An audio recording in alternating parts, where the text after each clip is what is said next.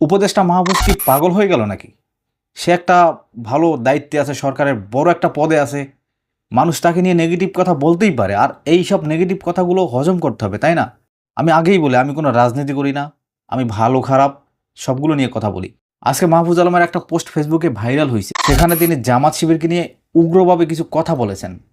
আসলে একটা উচ্চ পর্যায়ের ব্যক্তির কাছ থেকে, সরকারের একটা উচ্চ পর্যায়ের একটা উপদেষ্টার কাছ থেকে এইসব কথাগুলো কি কখনো আশা করা যায়? সমালোচনা হইতেই পারে, আপনাকে কেন, যে কাউকে নিয়ে যে কেউ সমালোচনা করতে পারে। আর আপনি তো বড় একটা পদে বসে আছেন, আর আপনাকে নিয়ে সমালোচনা করছে, আপনি সহ্য করতে পারতেছেন না, তাহলে আপনি ও পদে কেন বসে আছেন ভাই? আপনাকে কেন বসানো হয়েছে? আপনি যদি সহ্যই করতে না পারেন, আপনার যদি ইগো এতই বেশি, তাহলে পথ ছেড়ে দেন। আর ক্ষমতায় বসে আপনি না কথা বলতেছেন। আপনারা কে ক্ষমতায় বসাইছে? এই মানুষজনই তো আপনাদের ক্ষমতায় বসাইছে, এই ছাত্র জনতাই তো আপনার ক্ষমতায় বসাইছে, তাই না? তাই বলি কি ভাই, মাথাটা একটু ঠান্ডা রাখেন। সরকারে ভালো একটা পদে থাকতে হইলে অবশ্যই আলোচনা সমালোচনা এবং অনেক কিছু সহ্য করে থাকতে হবে।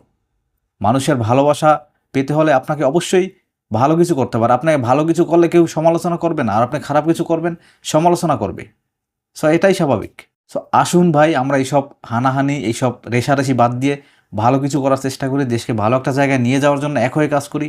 এগুলোতে কেউ করবেন না ভাই, এগুলো কেউ চাইবেনও না। আপনারা চাইবেন কে কাকে কিভাবে বাস দেওয়া যায়, এগুলো চিন্তা ভাবনা করবেন। তো এখনও সময় আছে, আসুন আমরা সবাই মিলে এক হয়ে দেশের জন্য কিছু করি, মানুষের জন্য কিছু করি। ভালো থাকবেন সবাই। আসসালামু আলাইকুম।